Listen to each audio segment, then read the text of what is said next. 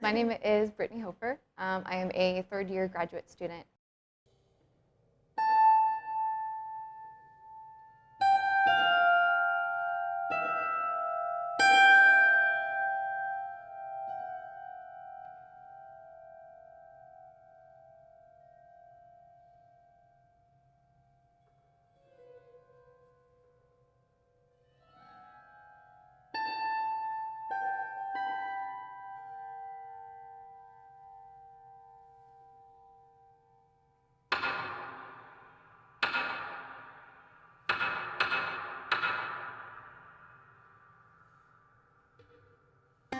I'm from northern Montana, and a lot of my background of growing up on a farm, growing up in a very rural area, I think 800 people is how many the population of my hometown. So a lot of that has really influenced the work that I make.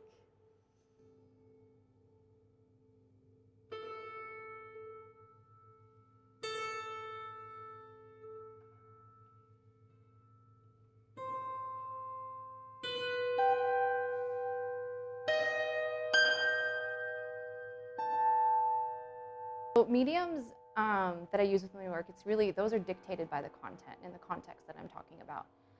So stuff that I'm working on recently, I'm talking a lot about the water crisis. And so I'm interested in using these agricultural practices and mixing them with musical practices to emphasize how both of these things have kind of dictated how humans navigate the landscape and the sonic scape in a certain way.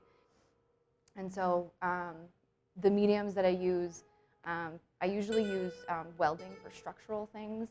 I'm interested in using found objects to emphasize rural practices. I'm also interested in using like cattle guards and fences to talk about boundaries.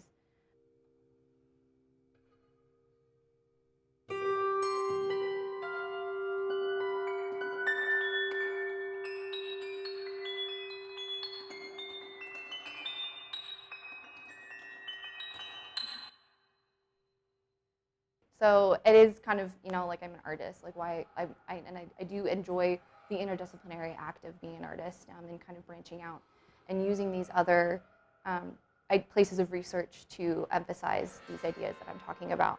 So the West's landscape was changed by Thomas Jefferson when he gridded out the West and with his Cartesian coordinates and was like, this is the easiest way for us to settle this place, is for us to grid it out and dictate these spaces. And so that changed the aesthetics of the West, but then these center pivot irrigation systems are now changing it from this grid to this grid of circles. And so I found it really interesting that these center pivots are like completely, like if you look on a Google map, the San Luis Valley in southern Colorado is like covered in them. And they have like an extremely cultural way of irrigating the fields. That is, they're called acequias, and it's a hand-dug ditch that the community takes care of by like communally. And so these center pivots have been coming in and they've been wiping away that culture. And so I was really interested in this process of how they're actually making farmers think that they're using the water more efficiently, but they're actually pumping the water from wells and depleting the level of the aquifers, which can only be replenished by rain. The San Luis Valley is a high alpine desert, so they don't get a lot of rainfall, and it's very dry. And so there's already like these issues of not enough water, and now these center pivots are coming in and making this, like putting this facade over, like the water crisis and saying this is more efficient, this is more effective, but it's actually much more detrimental to the levels of the aquifers that we're depleting.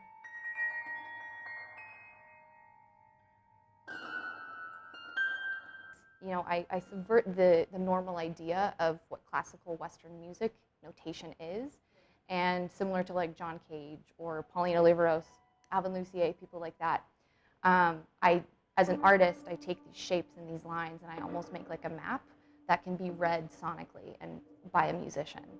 And so these graphic compositions kind of come about based on maps that I'm looking at.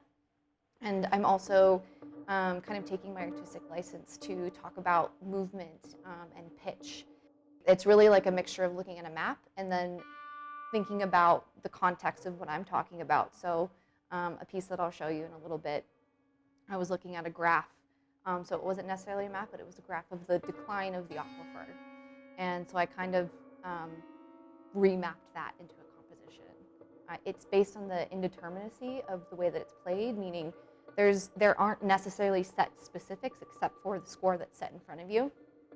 How you play that is really dependent on the individual, and so that's another thing that I'm really interested in is the breadth of this work and how it can be interpreted in so many different ways.